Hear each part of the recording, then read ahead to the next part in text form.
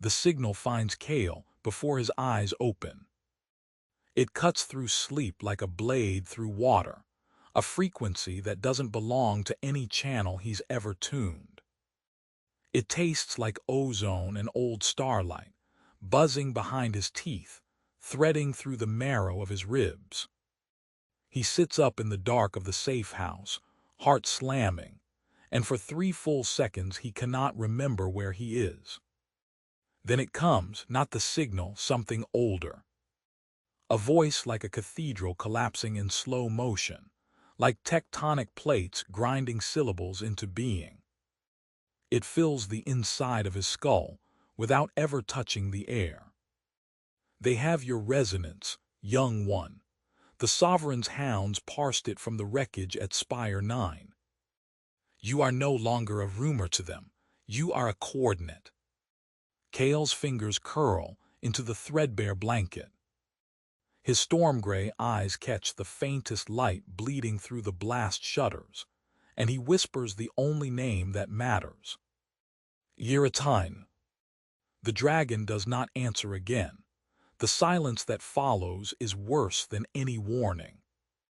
By the time Cael reaches the operations floor, Jun already has the signal isolated. Holographic waveforms stutter and twist above his jury-rigged console, painting his round face in nervous blue light. It's a rebel beacon, Jun says, not looking up. Old reach encryption pre-collapse. Someone buried this thing deep. It activated 40 minutes ago from a dead relay station in the orbital graveyard above Keth's Spire. Myril stands against the far wall with her arms crossed, studying the waveform like she's reading a sentence the rest of them can't parse. It's a summons, specific, addressed to anyone carrying unregistered cosmic signatures. Her dark eyes find Cael. That's you. Sara paces behind them, boots sharp against the grated floor. So it's a trap. Or it's what we've been waiting for, Myril counters quietly. Far above the safe house, far above the poisoned cloud layer that chokes the lower city, Sovereign Malrek's surveillance network hums in its tireless orbit. Thousands of drones process, billions of data points every second, siphoning not just information, but life force from the city spires below, feeding it upward into the throne apparatus, where one man sits at the center of a stolen cosmos. Tonight, one of those drones has flagged an anomaly in Sector 12. A resonance signature that matches no registered citizen. The machine does not feel urgency, but it escalates. Cael pulls his jacket on. We go tonight. Lyra catches him on the stairwell before he reaches the flight deck. She doesn't grab his arm, she never does. She just appears one step above him so their eyes are level, and the quiet authority of her presence stops him cold. Silver-dark hair frames a face that gives away nothing, unless you know exactly where to look. Cael knows where to look. The tension lives at the corner of her mouth, a tremor so slight it might be a trick of the corridor's dying light. You felt it too, he says, not a question. I felt you feel it. She pauses, and something crosses her expression that he's never seen before. Vulnerability, maybe. Or the memory of it. My mother used to pick up signals like that, before Malrek's purge of the listeners. She said they sounded like someone screaming through a closed door.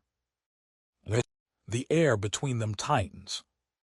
Cael wants to say something that matters. Something that captures the impossible weight of standing this close to her, while the world falls apart. What comes out is simpler. I'm not going to let them take anyone else. Lyra holds his gaze for one beat longer than necessary. Then she steps aside, falls into stride beside him and says nothing more. She doesn't have to. Her shoulder brushes his as they walk, and the contact stays with him like a burn. The orbital graveyard above Keth's spire is a cathedral of wreckage.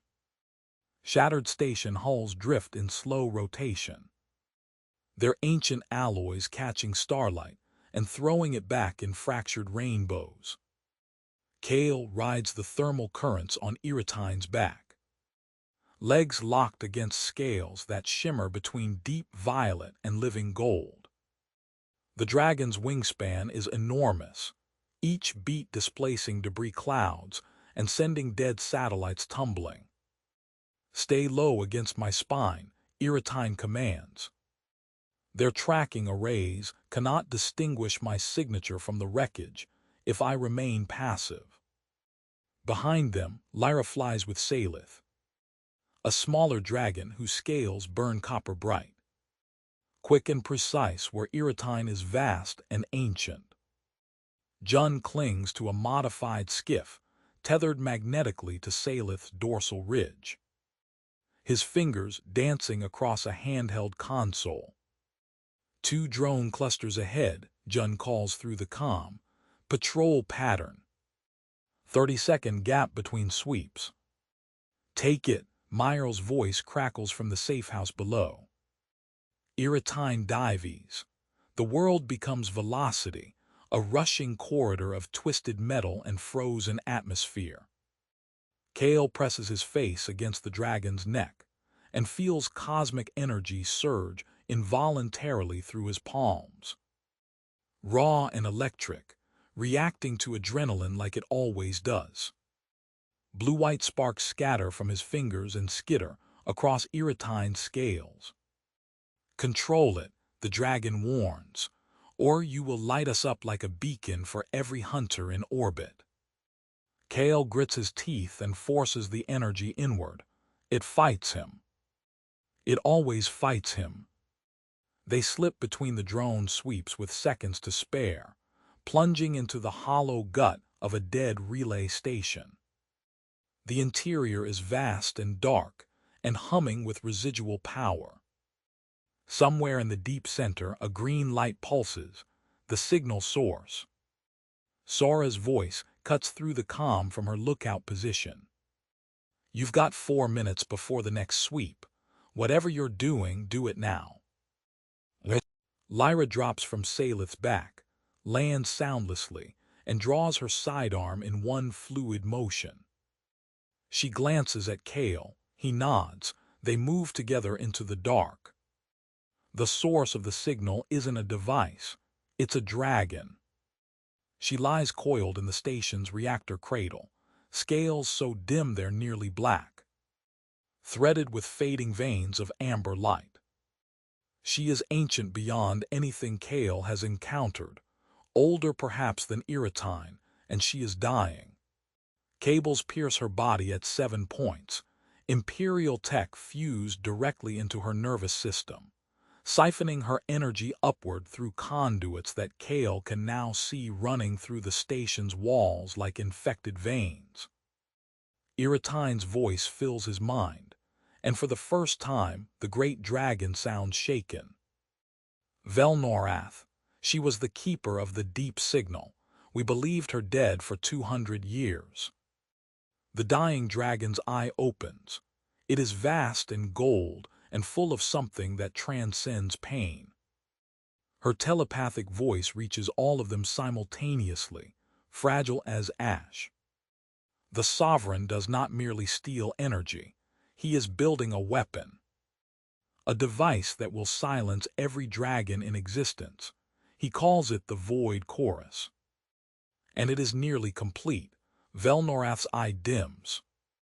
The amber veins in her scales flicker once and go dark, but her voice pushes through one final time, threadbare, desperate. The key component is not technology, it is a living resonance, a human one. He has been searching for a cosmic signature powerful enough to complete the circuit. A long, shuddering pause. He has been searching for yours, Cael Veer. And now that you have come here, now that you have touched this station with your unshielded energy, He knows exactly where you are. The station groans. Every light in the corridor shifts from green to red. Jun's voice explodes through the calm. We've got incoming, not drones, capital class. An entire intercept wing just dropped out of fold space above Keth's spire. Cael stares at the dead dragon, at the cables, at the empire encoded in every stolen breath. There is no version of this where they run, and the war doesn't follow. If you want to be here when Cael faces what comes next, subscribe to Cosmic Casefile. Chapter 3 drops soon, and the sky is about to fall.